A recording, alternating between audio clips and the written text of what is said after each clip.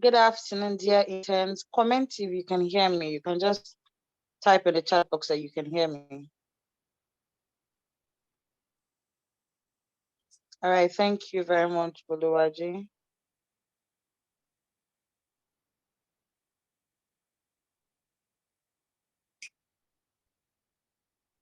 All right, thank you very much to those of you that have responded.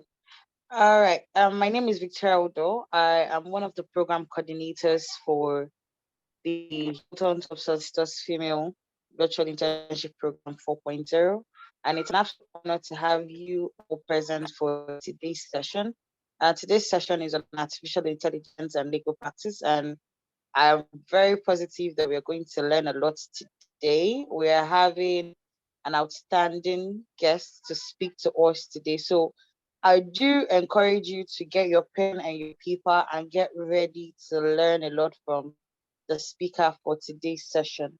So before I hand over to the moderator for today, Ms. Olayemi, I would love to invite the managing partner for Hilton Solicitors to kindly welcome the interns and our distinguished guests present with an opening address. Over to you, Ms. Deborah. All right, thank you very much, Victoria. Once again, I say good afternoon to every one of you present here, amazing ladies, and good afternoon to the representative of the Learned Seal, Mr. Atuimoye, the representative in person of Law Ebekile. Thank you very much. I welcome you all to the edition of the Hilton Top Solicitors Female Virtual Internship, a platform where we are building the emerging tech women lawyers, helping you to get connected also with amazing, great industry experts to get directed in life, and a platform helping you to be able to connect the dots and to keep you abreast of the emerging trend. And so we'll have lectures arranged around the emerging technology, around law, and around women participation, leadership, personal development, and everything that could help you scale the ladder as a lawyer, as a woman in the legal space. Thank you very much. I hope you do pay a very sensitive attention to the session while it's going on. Be open-minded. I implore you to all be open-minded to pick one or two lessons that you can pick while our speaker for today will be taking us on the artificial intelligence. I wish you a very exciting time, and I say once again, thank you, Mr. Love, for being here today.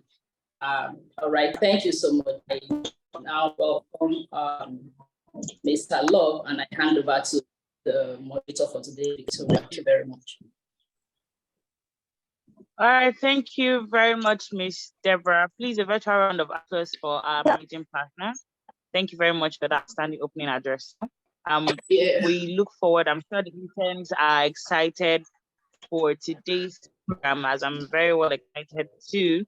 So at this point in time, I will hand over to the moderator of today's session, Ms. Olayemi Famakinwa, to take over the session as we learn from our speaker. Over to you, Ms. Olayemi. Good afternoon, everyone. I hope you can all hear me. Yes, we can. Okay. Welcome once again to the first edition of Internship. Building the emerging tech media. Okay, before I go to the next agenda, I would like to communicate the rules and regulations that to observe and adhere to during the course of the internship. All interns should be present in the virtual classes. All interns must maintain decorum throughout all lectures and reserve questions to the end of each presentation. Rule 3. Interns are not allowed to record or transmit recordings of classes without authorization.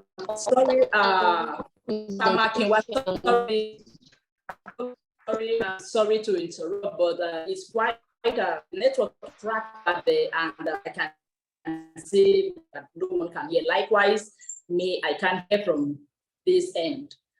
Would you try to adjust your network? We can barely hear you. Or probably move around to an area that is quite stable. Thank you, Kamakinwa. Okay, thank you, Ma. Can you hear me now? Your line is still breaking, Olayemi. Wow. And I've changed Yeah, it my is. position. Okay, so Can you hear while me you now? work on that, no, it's still breaking. The line is still breaking. You can adjust your network. Yes. Okay, while Miss Olayemi is trying to work on her network, I will just proceed with the ground rules. So what Miss Olayemi was trying to say is that all interns are required to be present, as your attendance is the requisite for the certificate you'll be receiving.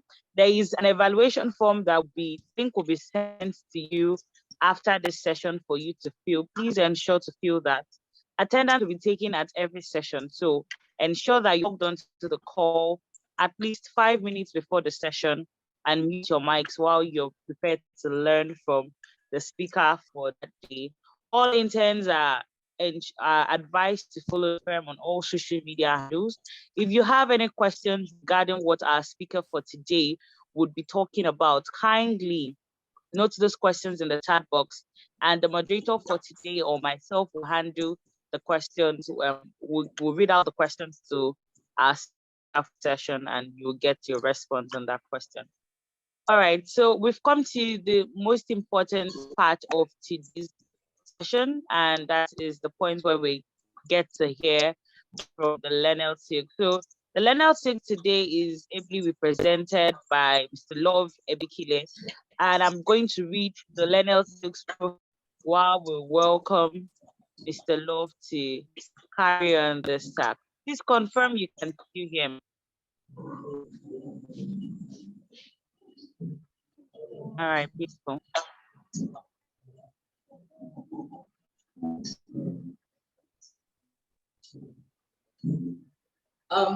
Hello, Victoria. So who is reading the profile of the net sale? I will go ahead with it now, ma'am. Very well, thank you. All right, ma'am. So this is the profile of Mr. Oyetola Muyiwa Atoyebi, a fellow of the Chartered Institute of Arbitration, UK.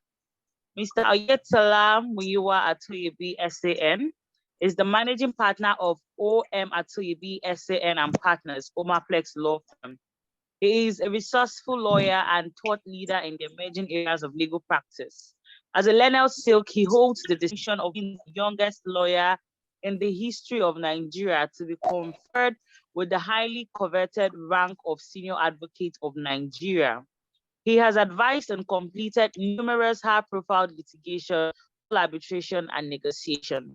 He has a vast knowledge and understanding of the oil and gas industry, corporate securities and finance matters, and routinely provides transactional and general legal advisory services in tax-related issues. He has involved in the firm's complex multi-million-dollar and multi-jurisdictional transactions, and his clients span a wide range of sectors and industries. As a visionary leader and global thinker, he has steadily over the decades built expertise in technology law and has core competence in data protection and privacy, cybersecurity, fintech, blockchain, Internet of Things, artificial intelligence, and other emerging areas in the technology space. He's often described as the most trusted practitioner on issues around tech law and its related areas. The Lenel Silk is best characterized as diligent, resourceful, yet humble individual who is particularly revered for his highly analytic and pragmatic approach to solving legal problems, as well as an unwavering commitment to achieving his clients' goals. Indeed, his hard work to his clientele sets him apart. The Lenel Silk as a writer is widely published in both domestic and international academic journals and other internet research platforms. He is a member and fellow of distinguished professional bodies and institutes, member of the Nigerian Bar Association, member of the International Bar Association, member of the African Bar Association, member of Pan-African Lawyers Union, PALU, fellow of the Institute of Chartered Mediators and Conciliators, inter alia. Beyond his interest in law, the learned Silk is an avid golfer, researcher, writer, and a tech enthusiast. Please, with a round of applause virtually, please let's welcome Mr. Law Ebekile, who will ably represent the Lenel Silk when you are at TUB for today's session. Welcome, sir. Over to you, sir.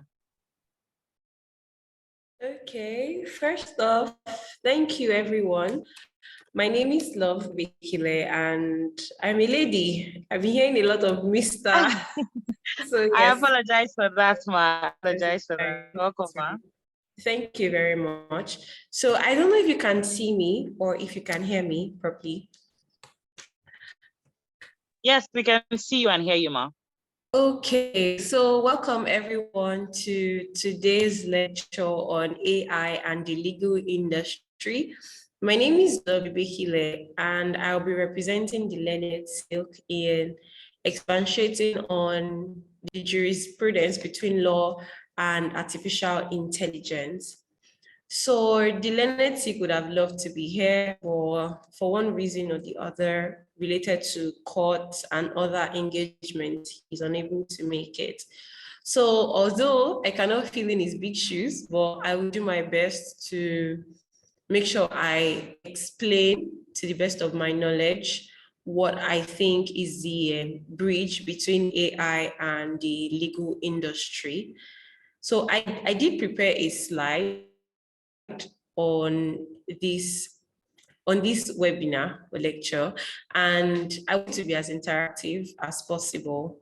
So thank you to everyone that made it here. I wanted to be as interactive as possible, and I have prepared a slide on the meaning of AI and the impact it has on the legal industry, while I'll also try to interact further on the questions that were outlined in your research. So welcome everyone once again. I'll be sharing this slide, and I hope that we all enjoyed the session. Like the moderator said, if you have any questions, you can please put them in the chat box. Thank you very much, and welcome once again. So I'll be sharing my screen now. So like we understand, and I'm finding it difficult to, okay. Just a minute. Okay, I don't know if you can see my screen. Yes, we can. Okay, so artificial intelligence and the law. I titled this artificial intelligence and the law as opposed to artificial intelligence and the legal industry, because before artificial intelligence can apply to a particular industry, it has to be permissible by the law. So artificial intelligence is not far-fetched. Artificial intelligence has been with us for the longest. It has been with us since we started experiencing technology, albeit in its smallest form. So we'll just go into the slides. So this slide addresses the history of AI. Like I said, AI, artificial intelligence, has always been with us, and you can trace it to the 1956, where it was founded at a conference at Dartmouth College in Hanover, New Hampshire, where the term artificial intelligence was first coined. It was at this point that computers could store more information, become faster, cheaper, and more accessible. There was a time in Nigeria, like we all know, that we could not access telephones. We couldn't access most of the computers that we use right now that we can easily go to buy. I remember someone saying he even bought a SIM card at the time for about 25,000 naira, as opposed to the 100 naira we have it today.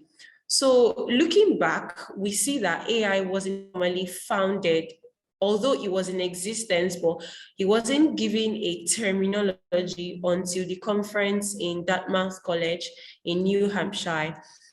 And machine learning algorithms improved as well. And people became more adept at determining which algorithm to apply to a given problem. What this simply means is that people began to diversify the use of artificial intelligence. Mathematicians knew where to use AI. The medical practitioners that, although telehealth is quite new, people that were into engineering begin to know how to use AI in their own field.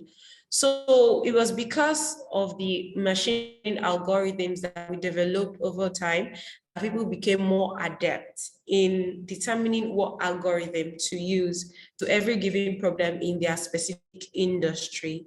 We have people like, we have early demonstrations such as Newell and Simon's general problem solver, and all of those boring things. So let's move on to what concerns us as lawyers.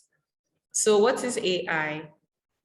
Like I noted in this slide, artificial intelligence is simply the approach to making a computer program or a robot or a product think like a human thinks. And for some of us that have phones, that use phones that have AI installed on the phone, like the Apple product has Siri, another one that has a Zoe, you can easily tell, okay, Alexa, turn off the light. I don't know if you've watched movies or you've heard or you've seen appliances that are called Alexa. You can turn off the light. You can use Alexa to do a host of other things. You can communicate with Siri. You can tell Siri to look for something for you on the internet, and within seconds, you have a response to the problem.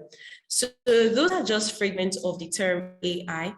AI is that approach that we adopt in making a computer program think the way a human would think, given that human beings are very diversified. They have a strategic way of thinking. There is a particular pattern when it comes to human response to situations.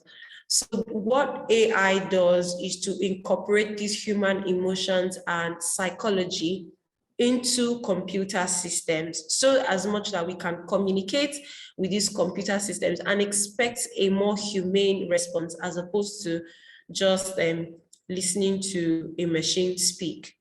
And we know that with robots, over time, we've seen robotic transformation and development. Earlier on, it was just robots coming up to work. They were just walking about. Some were used to serve drinks in certain restaurants, some were used in cartoons and the rest. However, now we've seen that more people are beginning to incorporate human mindsets into these computer machines, into these machines, to enable them think, learn, and decide in a way that a human would. And what's the essence of AI? Generally, the reason why we have AI is because if you look at statistics, there are a whole lot of people who are not as educated or who are not as knowledgeable in a particular field as they should be. No single human on earth is able to fully understand whatsoever industry they are in. So the essence of AI is to ensure that there is an accuracy in information.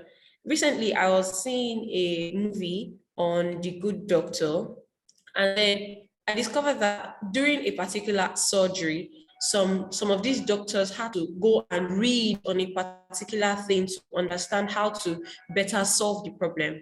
So I think these were the ongoing issues that led to incorporating human knowledge, book knowledge into computer programs. What this does is that it helps, instead of you to go ahead to be reading a particular novel or trying to ascertain if the information is correct, you would see that this system, this computer program already has this information and can give it at its own disposal.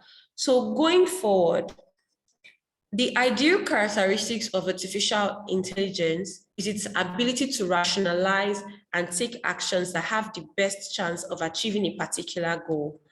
So like I earlier said, the reason why we have AI is so that we have a quicker response. We have a more rationalized response towards handling issues, whether they are emergencies or not, because machines have a way of giving accuracy. Take your calculator, for example.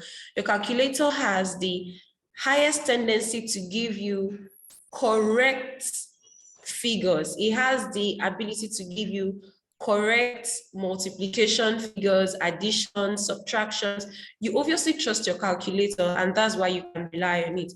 So AI is telling us that we can rely on the provisions of this computer to provide us with rational decisions and also help us take actions when necessary.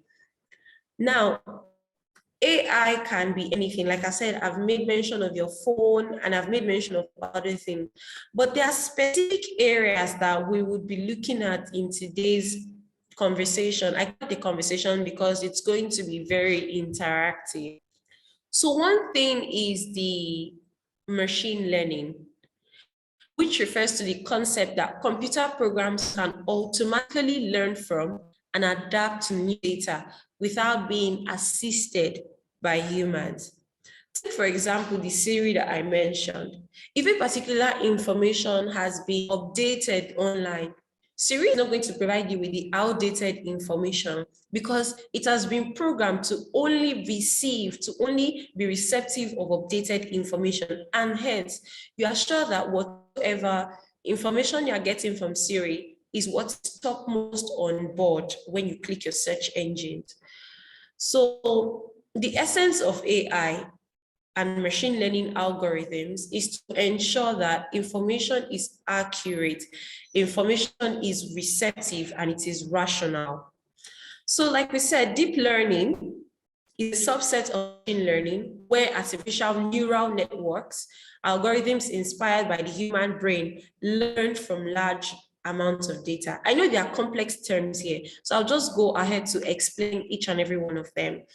So deep learning is a subset of machine learning where artificial neural networks. So what are these neural networks? It's just like the brain. The brain is made up of neurons that help you determine. We have the hypothalamus in the brain that tells you you are sick or you are cold, even when the weather is hot. So the human mind is made up of those neural networks. And these neural networks are the things that are being copied. They are being copied in their manufacturing and in their disposition, and they are imputed in these machines. The reason being that we want these machines to metamorphose with time. We want them to understand that there is a concept called dynamism, there is a concept called change. So they always are receptive to changes in the environment. Why? Because they are wired to understand that as humans, nothing is permanent. So they also know how to absorb larger amounts of data. While growing up, I discovered that my science teacher then made me understand that no human has been able to use up to 1% of the brain.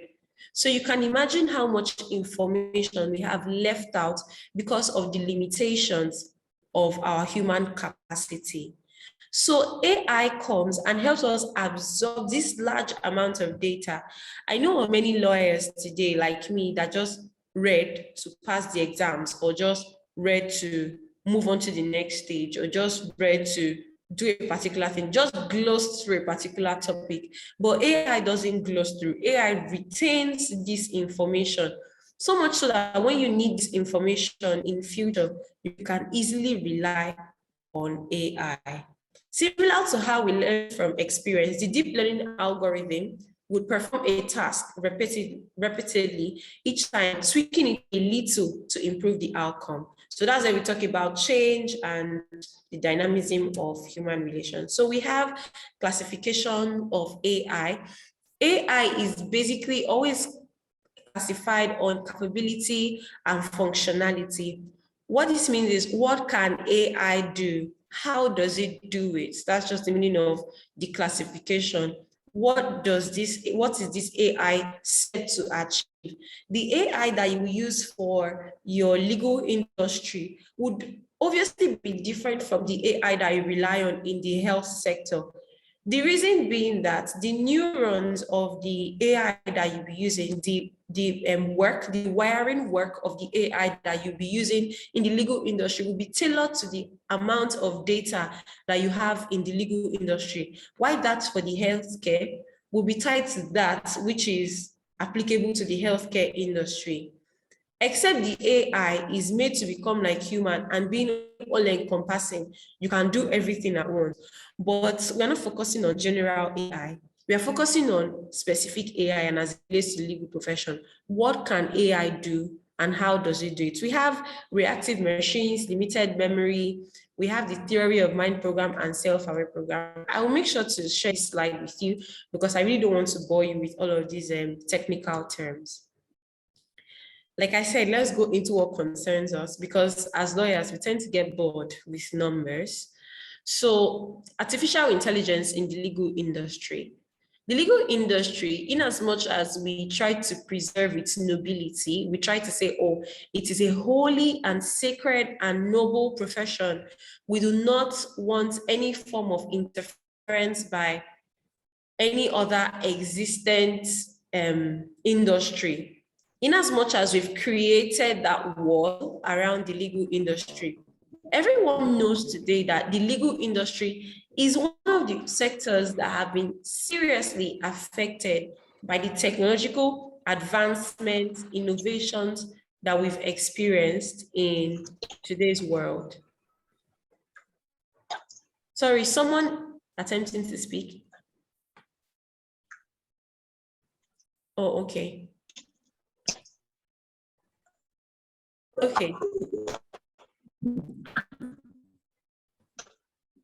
Hello, Olayemi. Are you attempting to say something?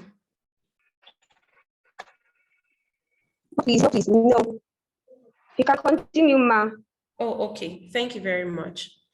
So, like we said, artificial intelligence in the legal industry is way more serious than we thought it would ever be. The reason being that the legal industry branches into every other area of life. Just imagine, the law is a regulating factor in today's society, no doubt. And so if the law regulates every aspect of life, we expect that the law would also be receptive of the innovations that affect these other areas.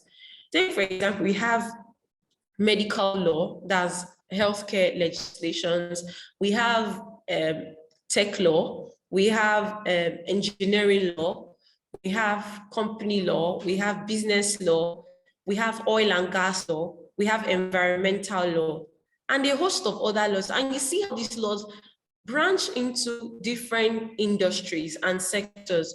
And these industries and sectors, because they are receptive of the technological advancements that we experience in our day-to-day lives, it is expected that the law also shares a relationship with this new infiltration of technology.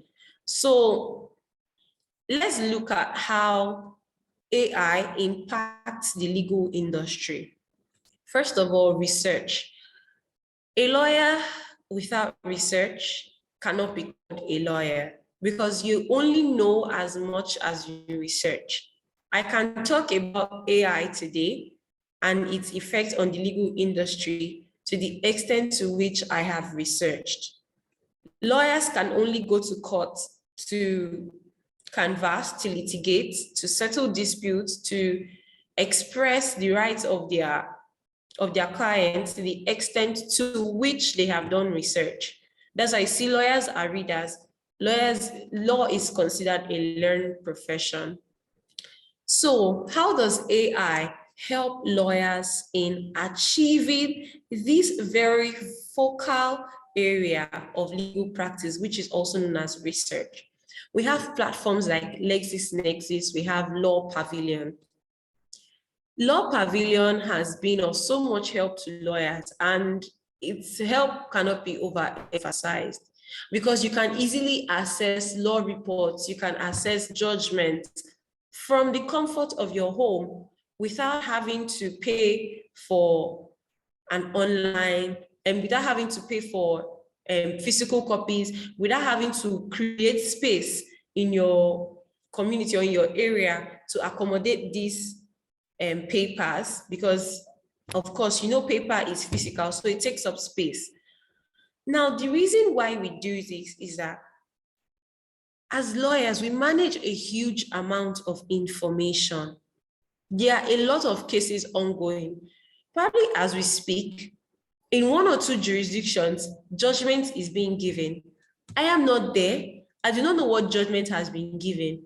But I do know that the next time I need to represent a client and I go on Law Pavilion or on LexisNexis to check out what the law or what judicial precedents exist on a particular case, it will be brought to my awareness that a judgment was given in so and so place, even if I wasn't there at the time when it was given. There are laws and regulations that I still do not know as a legal practitioner. Even persons that have been 60 years post-call might not be able to know all of the laws and regulations. They may be very well versed and they may understand the intricacies of the law, how the law plays out, the strategies and the rest. But nobody knows everything. Like I said, you cannot take in that whole amount of information because of the limitation of the human brain. So this is where AI comes in. With platforms like LexisNexis, Law Pavilion, which are AI inclined, we have access to this information without having to move from one place to the other and every other thing associated with that stress. Now, going further, this part says that Law Pavilion and the likes have developed software packages that enable clients to conduct fast, accurate, and therefore cheap research that would have taken individual lawyers much longer. The thing with legal practice is that time is usually of the essence. You cannot have over 100 clients or 300 clients or even 20 or 5 having a very strict timeline and then be wasting time or going to a particular place going to a particular court in a particular jurisdiction, asking questions everywhere. Was there judgments given on this case? How do you think? What did the judge say? How did he go about it? How did he distinguish facts? No. But with platforms like this, we can conduct fast and accurate research. The key word there is not just fast or research. The key word is accuracy. Now, AI gives us some level of accuracy. It helps us completely understand how this decision was arrived at. The reason for this, the ratio decidendi, if you all are lawyers, and you are lawyers in equity, the ratio decidendi of why this judgment was given. So this legal research is very important to us, and AI has come to help us. So let's look at predictive analytics. 2 artificial intelligence tools are relevant in this regard. The first AI tool analyzes all decisions in a specific sphere, taking into account the important variables or data, and then imputes the specific issues in a case, including factors such as the judge assigned to hear the case, trends on how similar matters have been adjudicated, and predicts likely outcomes. You know how we lawyers have to stay in the library to distinguish facts, like distinguish cases. Okay, the facts were quite similar, but how do I separate this from this? Now, artificial intelligence helps you do that. Artificial intelligence helps you understand the amount of data, the strategies, the principles that went into this decision, and what would be the outcome of your case if this is the pattern it follows. Now, AI is still being developed in this regard because, like we lawyers know, every issue is unique in its own sense. No 2 issues are usually the same. Even if it has to do with assault and battery, there has to be a distinguishing factors because no two humans anywhere behave the same way. So no two legal issues can revolve around the same fact. Facts would always be different. The facts might be very similar, but there will always be a distinguishing factor. That single distinguishing factor might lead to a different outcome altogether for the case. So what AI helps us do with predictive analytics is to enable us to understand, gives us a general overview, a general outlook on what a case would be like, what would be the end point of this case. Is this case, what factors should I look into as I'm preparing to litigate on this matter or handle this issue? What are the things I should take into consideration? What are the factors that the court analyzed in giving judgment? Did the court analyze the number of persons present? What was the weight attached to the testimony? What will be the weight attached to this testimony? The evidence I have given, will it be admissible or inadmissible? If it is admissible, what is the next step? What kind of weight to be attached to it? How did the weight of the evidence factor into ensuring the outcome? So all of those things, although a lot of grammar, they are the reasons why we use AI. We also have contract and litigation document, analytics and generation. We have expertise, automation, and the rest. So before I move on to legal issues in AI, I'm going to be specifically addressing some of the questions that were outlined in the research. So I didn't put that in the slide, but I would be analyzing them uniquely. So the first one here is, what is artificial intelligence? And I think we have succinctly explained what we consider to be artificial intelligence. Now, one succinct question is, since AI is so perfect, it's so accurate, the decisions it makes are so rationalized, has it come to take the place of a lawyer? A while ago, I was supposed to take a course, and the first thing I checked for was the predictability of this course. In the next 3 years, will this area be relevant? And I'm sure that's the question that young lawyers are asking today. What would be the next step? Is it coming to take my place as a lawyer? Do I have a position in the future of legal practice, seen as AI is considered to be perfect, gives rational and more accurate decisions? The answer is AI cannot take the place of a lawyer. It can never take the place of a lawyer, at least not in the next how many decades or centuries to come. This is because, like I said, the human mind is very unique. No matter how many neurons are being replicated in a particular AI, you see that the society is always evolving. There's always a need to update something. There's always a need to change it. There's always a need to deploy emotions in arriving at a particular decision. And this is the reason why we need lawyers. Statistics show that lawyers are only going to be replaced by AI for about 23%, not lawyers. Now, AI will not replace lawyers. AI will replace certain work that lawyers do. That's just the strict line. AI will replace certain activities that lawyers will do. Take, for example, contract analysis, reviewing of documents. You know, these days, before we had easy proofreading tools like Grammarly, Cubos, before we had easy suggestion tools like Law Insider, OneCool, we used to go through a lot as legal practitioners to ascertain if this work was even correct. Is this brief correct? Am I writing this written address, this legal proceeding that I'm about to commence, and all of these written documentation I have, are there grammatical errors? You see lawyers spending more time engaging in other things that do not involve the strategies of the case. So AI only lessens the burden. If you impute a document on Grammarly as a lawyer, it shows you, it's clear where you have errors.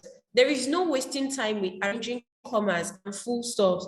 What a lawyer should be excessively concerned about is the strategy of the case. So AI helps to lessen the burden on lawyers to look at every other structural technicalities that are associated with the legal practice. So the truth is, AI is a very important part of the legal industry, but it does not in any way erase the function of lawyers. Now you're asking yourself, how do I fit into all of this? I know that I do not have the same amount of data management knowledge and neurons that AI has. So how do I manage this information? How do I become relevant in a society that is now leveraging on artificial intelligence? A lawyer is as good as the research he makes. A lawyer is as good as the value that he puts forward. So one thing you should understand as a legal practitioner is that you have to understand the intricacies of how these things work. You have to understand that, okay, if my senior or someone gives me a task to do, or a client reaches out to me to perform a certain task, this is what I would do. This is how I would do it. This is how long it would take. It helps you give a clear roadmap to your clients. These days, clients are not really concerned with the work you have to do, how you have to go to, let's say, CSC, how long it's going to take to be in court. They're concerned with giving them roadmaps. This is where AI comes in. Because you are leveraging AI in your practice, it becomes really easy to give this roadmap. It becomes easy to leverage with clients. It becomes easy to tell clients, okay, within 6 months, 7 months, you have your work ready. It becomes easy to carry out research and to do what is needed to enable that client satisfaction is met optimally. So we've already outlined the role that AI plays in the legal industry. How do you now get your dream job in a firm leveraging AI? First off, you need to put yourself out there. The reason why you would get selected or you get into your dream firm, in quotes, I personally do not think that there's anything like a dream firm for anyone. They are of course big firms, but I do believe that it's about personal growth and personal development. Those are the things that metamorphose you into a good lawyer and make you outstanding. You should have a good foundation at least. You should have, I think we should all look out for good foundations, but that's on the side. So how do you leverage AI in looking for your dream firm, quote unquote? The idea behind getting your dream firm or using AI is that you have to understand how this works. You have to understand what is peculiar to a particular law firm. There are some law firms that would never go into litigation, so they are into corporate practice. Do your research. How does AI balance with corporate practice?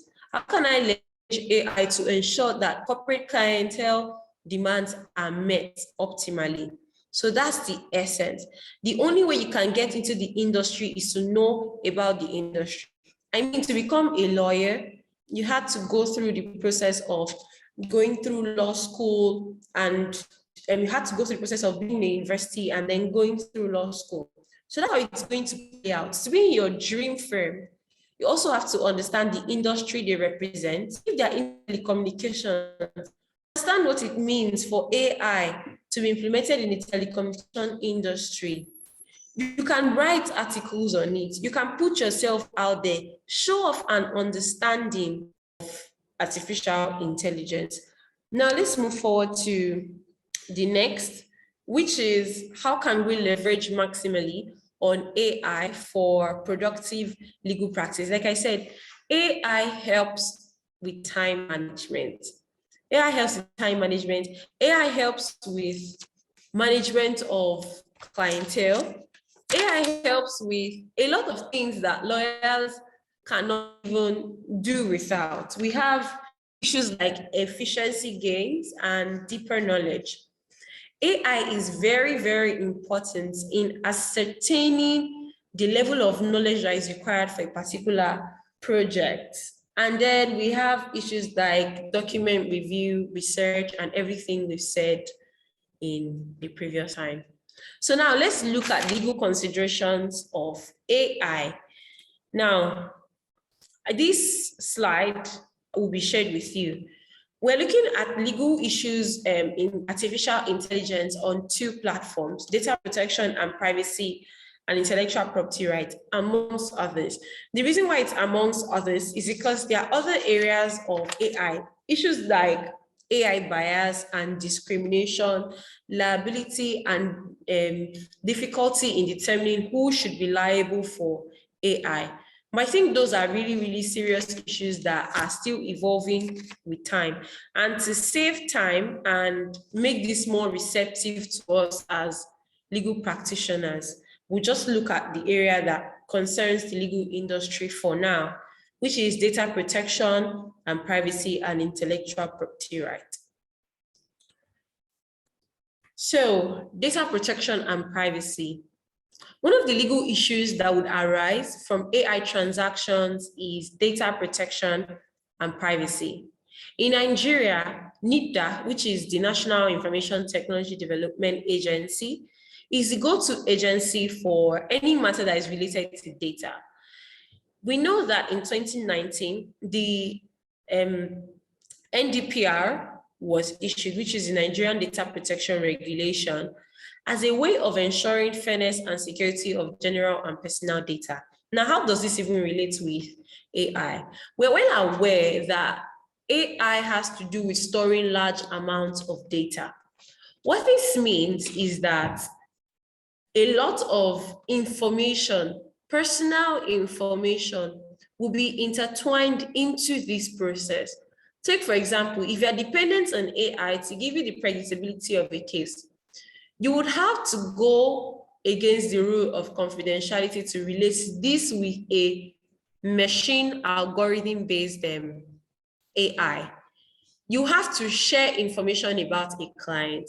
You have to share sensitive data about a client. Even in the healthcare industry, we do know that the medical practitioners' code of conduct mandates them to keep information secret, like to maintain the highest form of confidentiality. So if you have an AI that stores this information, you have to be concerned with this information not being leaked, this information not being given to or being put into the hands of persons that will manipulate it and make the owner of the information feel like there has been an infringement. So that's the reason, that's the correlation between data protection, privacy, and artificial intelligence. We have a definition for personal data here. I'll just go over and skim through. It is any information that relates to an identifiable natural person who can be identified directly or indirectly, whether it's to a name, to a number, a location, or a particular data. There are other things. There are one or more factors that are specific to the physical, psychological, genetic, mental, economic, cultural, or social identity of that natural person. So let's go for that. Now, the NDPR that was issued by NIDA has certain rights that are provided for. So in maximizing the use of AI in our day-to-day transactions, we have controversies like, how are my rights protected? But then you first need to know what these rights are before seeking protection. So we have about 10 rights listed. We have the right to be informed of the processing. We have the right of access. We have the right to request deletion. We have the right to restrict processing, right to portability, the right to object to processing, the right to rectification, the right to withdraw consent, rights in relation to automated decision-making and profiling, right to lodge a complaint with the regulator. There's also the right to be forgotten, which is the right to request deletion of data. We're going to be analyzing all of this. I will just skim through because I know that this lecture is time bound. So you have a right to be informed of how your data would be processed. So if you're a client or you are a lawyer in this case, you have to inform whosoever is on the other end, your client, a potential client, or whoever the person is, of the use of the AI by your firm or by yourself in managing the amount of data. Take, for example, we know that we don't have robots like in law firms in Nigeria, unless there are some that I do not know of. But what we do know is some lawyers record conversations. They record conversations between themselves and clients. You have to inform clients that this particular device that has this ability is being used to record this information you are sharing with me. This is how I choose to process your data. This is how I will process the information that you have passed to me. This is the extent to which I would process this information, and this is the extent to which this information would be shared. If it will be shared with a colleague, the colleague has to be aware, and the client or potential client has to agree. You have to give this person's room to agree, because there are always issues arising in AI, in the use of technology, because people are like, oh, why would you do that? Why would you tell someone my information without letting me know first? So the person has a right to be informed, and the duty rests on the legal practitioner to inform the person. So we have the right of access. The data subject, which is DS, has the right to access their data. So a client in law, we have something known as debriefing. A lawyer can come and say, a client rather, sorry, can come to say, oh, I really do not want you handling my case anymore. I would like to terminate the subsisting contract between us and move on to someone else. That person should be able to have access to their physical file. The same thing goes for when you have recordings of your transactions with this person, mails, recorded conversations. You have to hand them over. This person, the client, and you have a right and a duty, respectively, to let this person access the data and obtain a copy of their personal data.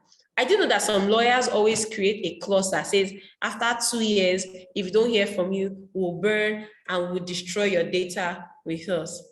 But the thing is, you always need to have, the concept of data privacy has 3 principles: confidentiality, availability, and integrity. We call it the CAI triangle. So you have to learn to keep this information. You have to learn to make the information available to the client when he or she requests it.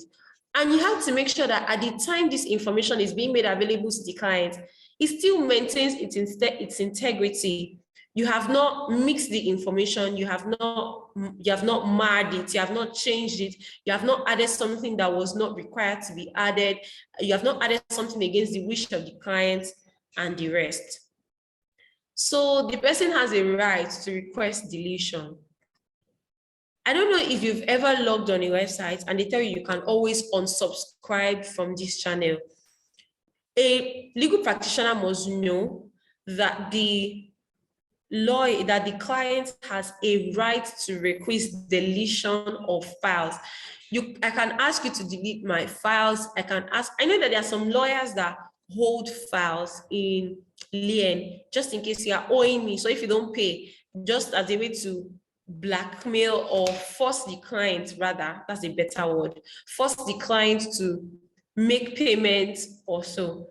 But in as much as you require the payment, the law mandates that a person whose information has been given out, especially willingly, has a right to request deletion. I believe legal practitioners are still looking for a middle ground to manage the request for deletion and collecting their money. But that's not the discourse of today. So all of these issues, they have the right to possibility, the right to transfer. I can request that you transfer my data to a particular place for safekeeping. Some of us that have special appliances, special agreements, we have valuables that are not in promissory notes, that's money. We can say, oh, okay, please, I want my document managed so and so manner. I want you to move it to the bank and all of that. So we have, they have also have the right, and you also have the duty to grant them the right to object to processing. Don't process my data. Where there has been a malfunction of data, they have the right to request rectification. They can withdraw their consent. They can ask for automated decision making and profiling, meaning that they can use artificial intelligence. Take some persons. This one is very important to me because you know there are some apps that lend money to members of the public. When they are lending the money, you're not conversing with a human. You're not talking to a human being. You're talking to a robot. You're talking to a system that has been geared to lend you money. So you have a right, like read here, it says automated individual decision making is a decision made by automated means without any human intervention, such as an online decision to award a loan or a recruitment aptitude test and what have you. So I believe that the reason why this affects us as lawyers is because there will always be issues, legal issues that will arise from data privacy and protection in the use of AI. So as lawyers, we have to be prepared. We have to be knowledgeable, like I said, in data protection. Data protection is a very, not just a lucrative area, even if that's very important, it's a very sensitive area. And it requires some level of expertise, knowledge, research. And it is my opinion that lawyers who tend to venture into that area, or in whatever area of law you find yourself, you would always keep holding on to the fact that you have to respect data privacy and the like. So we have rights to lodge complaints. If my data is being misused, I can always lodge a complaint. Now, on to the very interesting part, which is intellectual property rights. For those of us that did IP while we're in the university, we got to understand that IP has always been there. That's intellectual property, has always been there. But now with the new innovations, intellectual property has always respected innovations, especially when it comes to patents, trademarks. It has always respected people's right to create new things. IP is that rock, let me call it that. It is that rock that believes that there is always room for innovation. There is always room for innovation. There is a certain way to write a book. It could be on the same topic, but it could be different. So IP is that every rock that every industry relies on, because every industry, like I said, is affected by technological advancement. So before we started getting key issues on data protection and privacy, we first had issues on intellectual property. Intellectual property has always been a key issue because two people might think towards the same line and write a particular topic, but there's always a distinguishing factor. So we have copyright. Copyright is one of the forms of intellectual property, especially for literary works, artistic works, cinematographic films, sound recordings, and broadcasts. It is the right that is granted to the author or the originator of certain literary or artistic productions. We have people like Davido, those people that are into entertainment, for those that are into books like you see someone like Chinua Achebe, he's late. Even from the period of his demise, his book still maintained a high level of copyright and what have you. So the reason, how does this merge with law? Because there are always new innovations, there will always be a need to distinguish one person's production from the other person's production. There will always be a need, and this is where lawyers come in. You have to be knowledgeable in intellectual property for you to even understand AI at all. Your mind has to be open to the possibility of intellectual property, the the opportunities it presents before you can say, oh, I'm into AI, and now I can confidently advise someone or confidently use AI platforms that have been provided, because you will get to understand that there are very, very important and significant intricacies to all of this. So we have industrial design, which is the Patent and Design Act, which is generally regulated by the Patent and Design Act. It has to do with the combination of lines or colors. This is where our graphics designers come in, models or patterns. You see, graphics designers, I was once an intellectual property intern, and I knew that the media studio I worked for had issues with another media studio that had gotten the same picture of a grasshopper on a grass.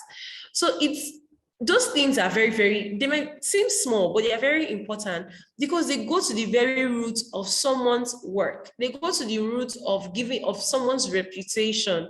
If you are being sued for copyright, it devalues your work as an artist. So in the use of AI, because AI has the neurons of a human, there's always a tendency for works to be replicated, ideologies to be replicated. This is where lawyers come in. Lawyers have to determine and distinguish what is what from the other. So I think this is what I have. So in conclusion, before I take questions, it is worth emphasizing that the global economy continues to tilt towards technology. And as a result, these technologies will always raise legal issues. Like I said, there will always be legal issues when it comes to the use of AI, most of which current laws do not address. The other day, someone wanted to write a book on entertainment law in Nigeria. And what was his pain? His pain was we had no codification of laws for entertainment in Nigeria. And with Nigeria that has a very booming entertainment industry, one would wonder. So we have issues, we have lacunas in our proper administration of AI in the legal industry, issues of inadequate regulations. But as technology continues to evolve, it is vital that lawyers who deal with technology-related transactions, and mind you, you cannot segregate yourself as a lawyer from technological practice. There will always be a need to allow them coexist. So the legal issues stated above are usually not exhaustive. The ones I have explained are not exhaustive. You can still do research. Like I said, you have to carry out your own research. Make sure that you are well equipped to handle issues that may arise in this area. So thank you everyone for listening. I know there were a lot of big grammars and terms that you might not be well accustomed to, but in the course of your research, they will become simplified with time. It's not a one-off thing. It's not a one-class thing. So thank you very much. Over to you, moderator. Thank you.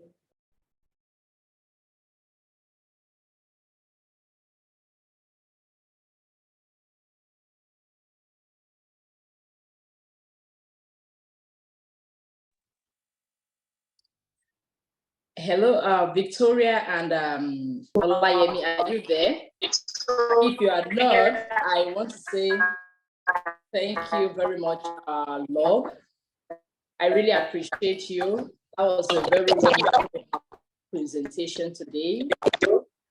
I know that has really sent a lot of lessons to all the interns present here. I know they've picked a lot of lessons from here, and this has set them off to go back and do more research to get into understand more about artificial intelligence. All right. Okay, thank you. And all right, before I hand over to the moderator, I would love to say again, thank you, Law. And I want to also extend my regards to the Leonard Silk, who has been one of our pioneer speakers on this platform right from 2020, and we've had his continued support for this program. And we know that at a time like this, when his schedules have to change, he's always making it a point of duty to send one of the amazing ladies from his firm to come and represent him here. And on this particular edition, we are happy and lucky and grateful to God that we have Love with us today. And it has been a very, very enlightening session. Love, I would say. Thank you so much for your time here and for being a part of educating and empowering the young, emerging women tech lawyers. I really appreciate you, and I do say you should extend our regards to the Leonard Seal. We do love you and say that you should have a great day, and thank you for coming. Okay, I'll hand over to Victoria and Fama Kinwa. I think you're up now, right? All right, thank you very much, Miss Deborah. Olayemi, are you there? Can you hear me, please?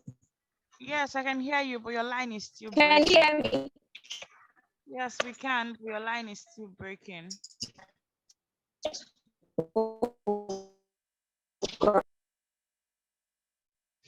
All right, thank you very much, Miss Law, for that very insightful session. We did learn a lot. I, for one, did learn a lot from today's session. So, dear interns, please, if you have questions, kindly type them in the chat box now so that we can take those questions and quickly wrap up today's session.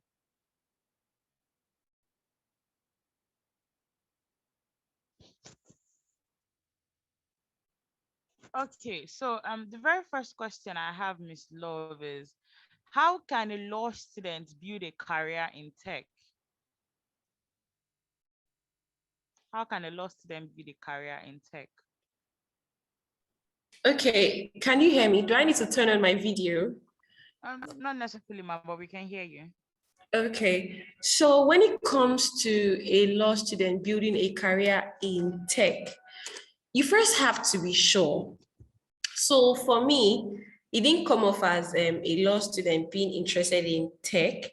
It came off as a lawyer that had interest in data privacy. So there are very sensitive areas in tech. So you have to identify which area resonates with you. So for a law student, you have to start by understanding what is tech. I know that there are some online platforms that offer boot camps. So let's be very practical, because not everything can be researched online by just reading. Sometimes you need one-on-ones like this lecture you're having today. You need one-on-one conversations on issues like this. So I know that there are boot camps, and you also have this amazing platform, this internship platform, to help you understand if tech is something you want to do, because it takes a lot of work and research. You have to understand your strength as a person. So for me, I tend to be a behind the scene person. I love to read and do analytical research and creative thinking.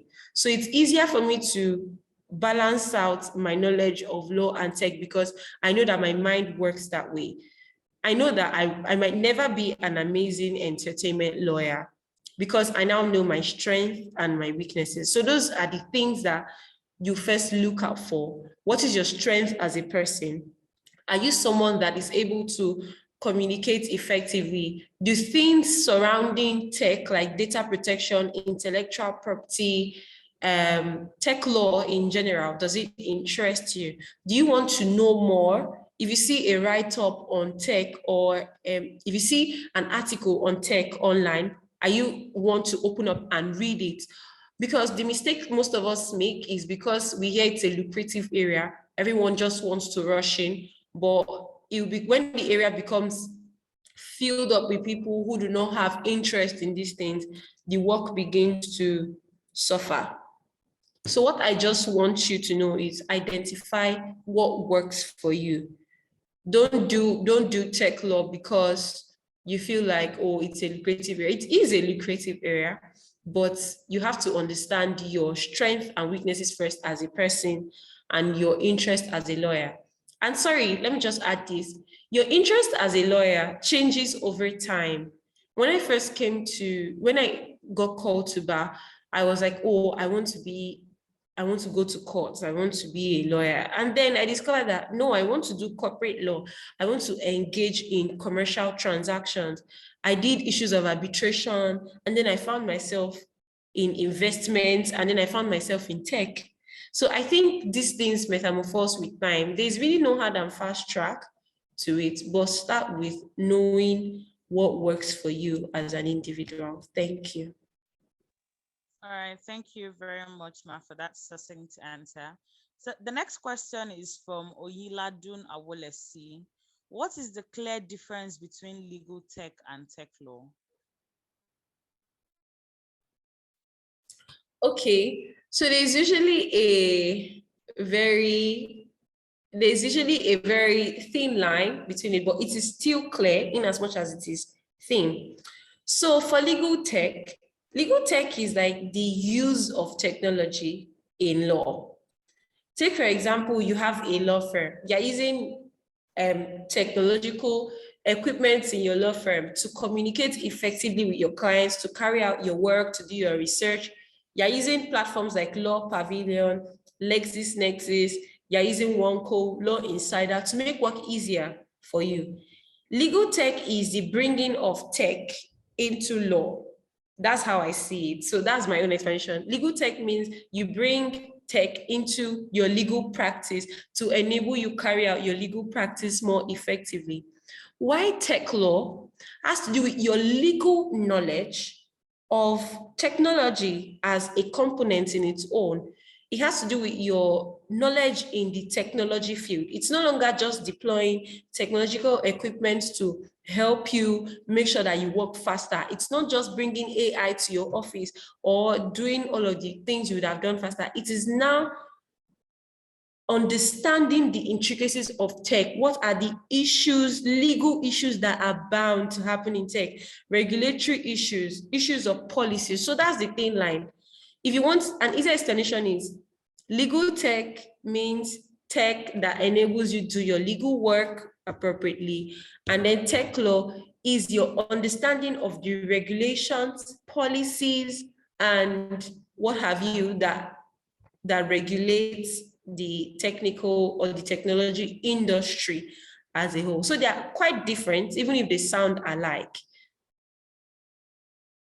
I hope that has been able to answer your question. Absolutely, Ma. Thank you very much. The next question is from Ifunaya Lovett. She said, with regards to the accuracy of artificial intelligence, do lawyers still have a chance to keep their word? Yes, lawyers always have a chance to keep their worth. One thing I know about lawyers, like, was it Thomas Hobbes now? He said, law is a social engineer. It means that we are always changing with the society. Law changes society. I mean, there was a time when we had just where we had legal tender, just paper, and then people would do transfers, and that was as much as we could get to the use of technology in the banking industry. And now we have crypto. Crypto is a more rational way, a more accurate way to maintain track of your funds. But you always need a lawyer. No matter how much tech exists, no matter how much AI exists, you always need a lawyer that can understand with human empathy the issues that are going on in society and correlate it.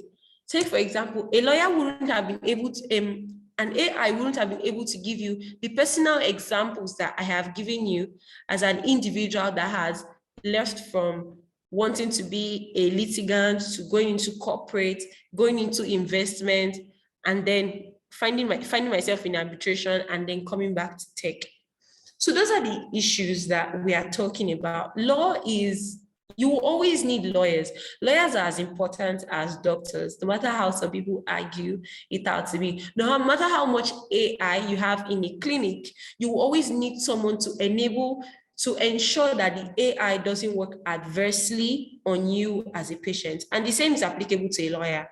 No matter how much AI you have in the world today, you always need a legal practitioner to ensure that the AI functions maximally in addressing the issues that you have tailored for the AI. So you always have a place. As a lawyer, there's always room for you to become all that you want to be in the legal profession, no matter how much AI exists. The only thing that's expected of you is to keep developing with time, ensure that you are not redundant, ensure that information is not just getting past you and they're just there. Ensure that if you see something on the news, you go on ahead to research about it, so long as it affects you. And even when it doesn't, that's where research starts from. Like, don't have redundant information.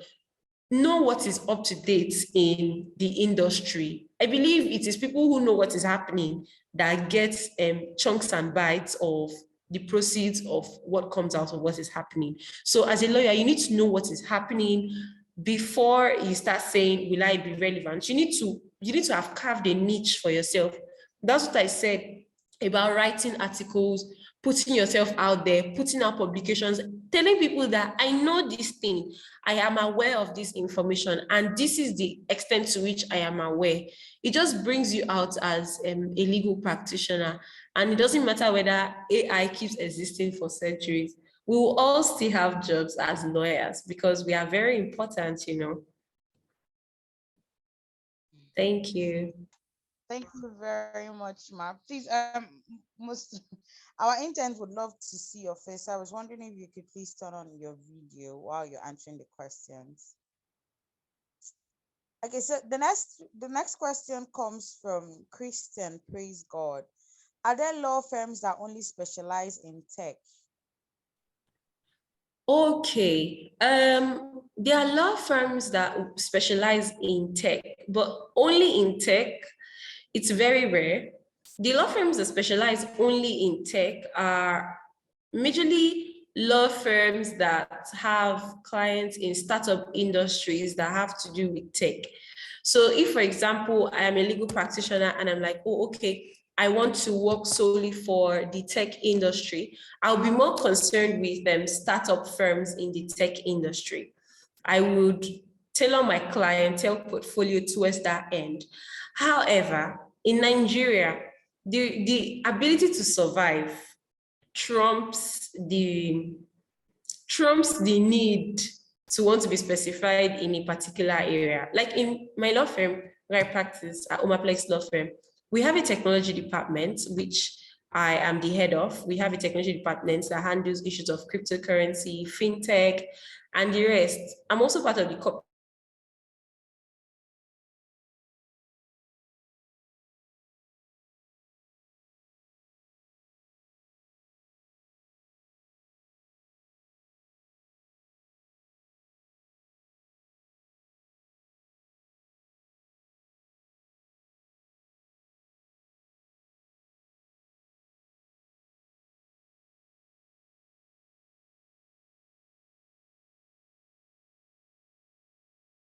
why lawyers do that is because they want to be able to effectively manage whatsoever issues and at whatever front it comes up for the client.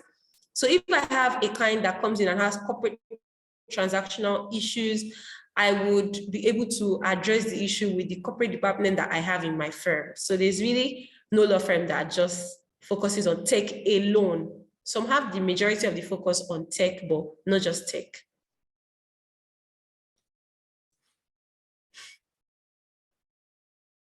Yes, so that'll be it. All right, thank you very much, Miss Love. You're welcome. Yes, thank you very much, Ma. So the next question is from Ravela Mukuru. Please, regarding the rights to have your data deleted under the NDPR, what happens when AI is using blockchain technology and it cannot be deleted?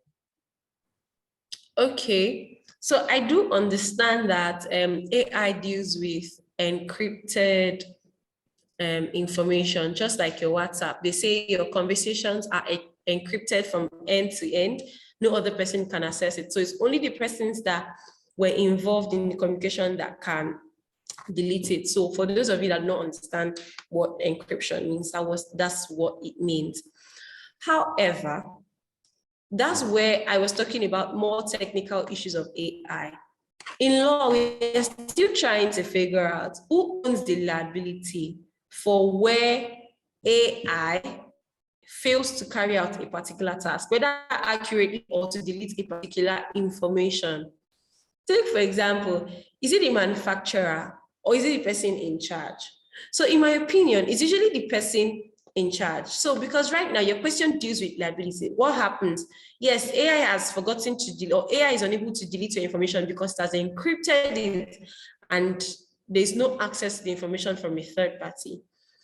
In my opinion, the person who manages the artificial intelligence technology and ensure that your data was stored in there should be the one liable to delete it on your request. The rights of the provisions of NDPR are very clear. The person whose information has been given has the right to request deletion. So the person who decides to put the information in the AI technology is duty bound to delete the information. If I unsubscribe from a particular channel, the owner of the channel is duty bound to ensure that the information that I've given on that kind is wiped off completely. This is why at the point of using this AI, you have to be informed how your data would be processed. So if your data is going to be processed in a way that it cannot be deleted, you also be made aware so that you know what you stand to lose or to gain in the event that you want to request deletion. That's the essence of ensuring that the rights as provided in the NDPR are followed strictly sensu. So if somebody comes and says, oh, I didn't tell you at the point of introduction to the use of AI that your information will be deleted, then the liability rests on the person to ensure it is deleted or ensure that it is never ever used again. Because then, if the information is not deleted, you have the right to request for infringement of your data privacy. So I don't know if that answers your question. Yes, it does, ma. Thank you very much, ma. So we have a couple of other questions. The next question is from Grace Oguntayo. Recently, Do Not Pay, an American company, created an AI bot that is able to actually represent individuals in courts. Does this also reduce the chances of lawyers getting clients, ma?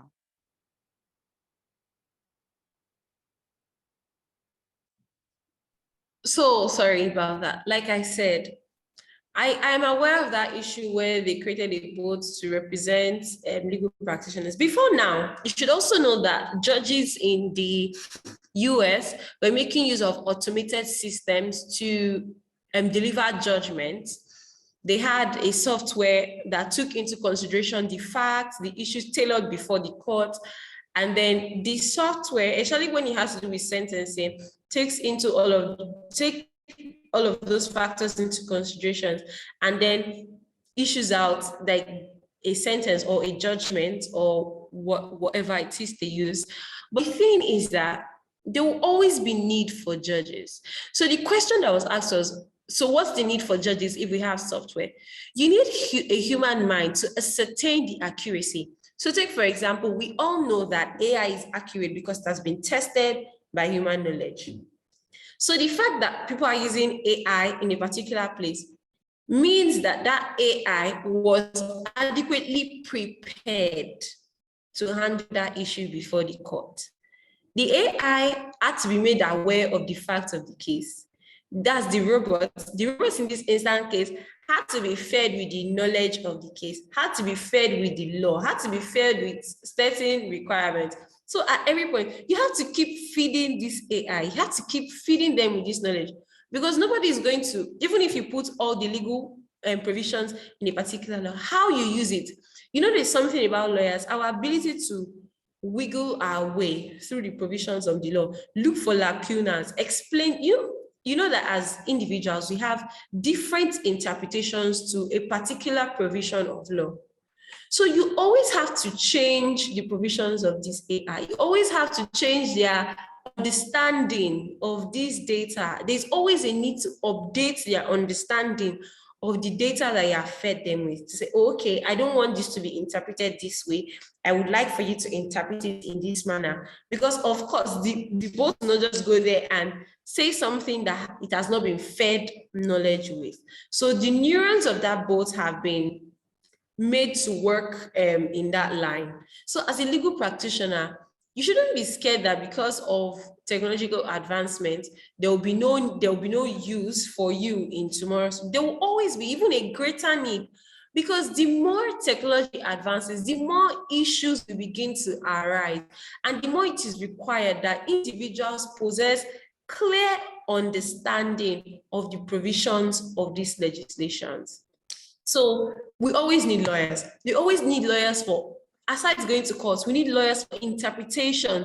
We need lawyers for human interaction. We need lawyers for a host of other activities that we cannot simply overemphasize. So lawyers will always be in need, no matter how much AI we have in today's society. All right, thank you very much, Miss Love. That answer covers a whole lot of other questions that we have in the chat box. We have 3 minutes to wrap up our session. And before I call on Miss Deborah, the managing partner, I want to say a big thank you to Miss Love for taking out time to do a wonderful job here today. Thank you so much, Miss Love. Over to you, Miss Deborah. All right, thank you, Victoria. Thank you, Pamakinwa. Thank you very much, Love. I really do appreciate you, as I said earlier, for this very insightful, very enlightening session that we've had with you today. I know that you have put in your best to be able to attend to the questions, but we do have to bring this session to a close because we also understand that, of course, some of the persons have dropped from the call already, and then we have to stick to the time for others to be able to meet up with their obligations and other commitments. But meanwhile, we do really appreciate you, and words can really not explain what our gratitude is to you for making it here today to be able to educate everyone on this platform today on artificial intelligence. We really want to appreciate you and thank you for your time here. And thank you, everyone, amazing ladies. Thank you for the sacrifice, for making yourself available to be able to learn from this great wealth of knowledge that Love has given to us today. So I want to say a very big thank you. Tomorrow again, we converge here to partake of the session on cryptocurrency, understanding cryptocurrency with our very own Tabonia Evans, founder of the WAP coin. And so I would implore that we all avail ourselves early enough. And then of course, the coordinators will interface with every one of us on further instructions that we need to carry out before the session. So I want to appreciate every one of you who joined and stayed till the end. And please do give Ms. Love your appreciation, a virtual clap, and please send in your hugs and your thank you and everything to him, and also your appreciation to the Learned Silk who made this possible to send us one of the very best from the firm to take this session today. So thank you very much. My regards to our Learned Silk, and we appreciate you. We appreciate the whole of Omaplex law firm for your continuous support for this program. We do appreciate you all. Thank you very much. So today we come to the end. God bless you. Yes, all right. Thank you, Victoria. Is there any other thing? If there is none, I think we've come to the end of it. God bless you all. Thank you very much, Ma. Thank you very much. Yeah.